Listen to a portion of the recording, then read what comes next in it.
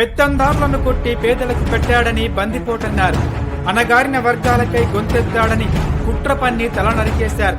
అయినా ఆ మహాయోధుడి గురించి ఏ చరిత్రకారుడు రాయలేదు.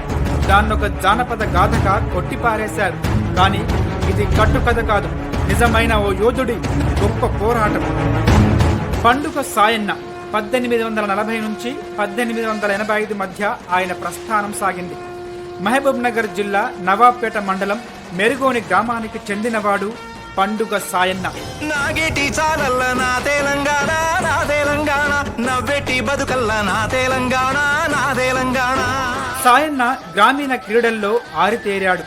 ఎద్దుల బండిని ఒక్క చేతితో లేపి విసిరేవాడు. ఇలా ఆడుతూ పాడుతూ ఉండే ఆ ఊళ్ళో దొరల ఆధిపత్యానికి అడ్డు లేకుండా పోయింది. పండుగ సాయన్న భూములను కూడా భూస్వాములు ఆక్రమించుకున్నారు. దీంతో ఆ కుటుంబం చితికిపోయింది. సాయన్న చిన్నమ్మను భూస్వాములు చెరిచారు. అయినా సరే ఊళ్ళో ఎదురు తిరిగి మాట్లాడిన గొంతే లేదు. ఈ పరిస్థితులను చూసిన సాయన్న కరుకుగా మారాడు. తనలో విప్లవాగ్నులు చెలరేగాయి. దీంతో సాయుధ దళాన్ని ఏర్పాటు చేసుకున్నాడు సాయన్న. పేదలపై బహుజనులపై ఏ వర్గాలు ఆధిపత్యం చలాయిస్తున్నాయో గుర్తించి ఆయుధం ఎక్కుపెట్టాడు. సాయన్నకు ప్రజల్లో ఆదరణ పెరిగింది. అది చూసి భూస్వామ్య పక్షాలు తట్టుకోలేకపోయాయి. తప్పుడు కేసులతో జైల్లో పెట్టించారు. ఈ చర్యను ప్రజలు తీవ్రంగా ఖండించి స్టేషన్ పై మూకుమ్మడి దాడి చేశారు.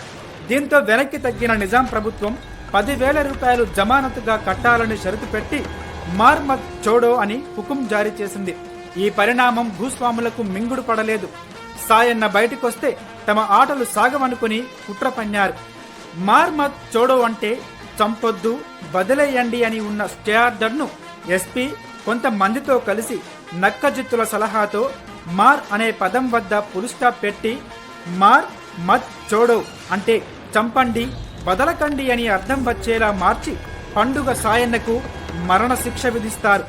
పండుగ సాయన్న తల నరికి మొండెం ఒక దగ్గర, తల మరొక దగ్గర విసిరేస్తారు. దీంతో ఆగ్రహించిన ప్రజలు పోలీస్ స్టేషన్కి పోటెత్తడంతో అది చూసిన ఎస్పీ గుండెపోటుతో చనిపోతాడు. భూస్వాములు దావత్ చేసుకుంటున్న ప్రభుత్వ వసతి గృహాన్ని వేలాది మంది ప్రజలు చుట్టుముట్టి తగలబెడతారు. ఇది అసలు జరిగిన కథ. అలా ప్రజల నాల్కలపై నిలిచిన సాయన్న చరిత్రను బెక్కం జనార్దన్ అక్షరబద్ధం చేసి దాన్ని నవలగా మార్చి అందించారు. దీని ఆధారంగానే పవన్ కళ్యాణ్తో క్రిష్ ఈ కథను తెరకెక్కించనున్నారు. అయితే 150 సంవత్సరాలుగా ఏ చరిత్రకారులు, ఏ సాహితీవేత్తలు ముట్టుకోలేదు. కానీ మహబూబ్ నగర్ ఎర్ర సలకల్లో పండుగ సాయన్న త్యాగం మాత్రం చెక్కు చెదరకుండా ఉంది. ఎంత ఆశ్చర్యమంటే ఇప్పటికీ పండుగ సాయన్న మరణించిన రోజును మర్చిపోకుండా వేలాది మంది ఆయన సమాధి వద్దకొచ్చి నివాళులర్పిస్తారు.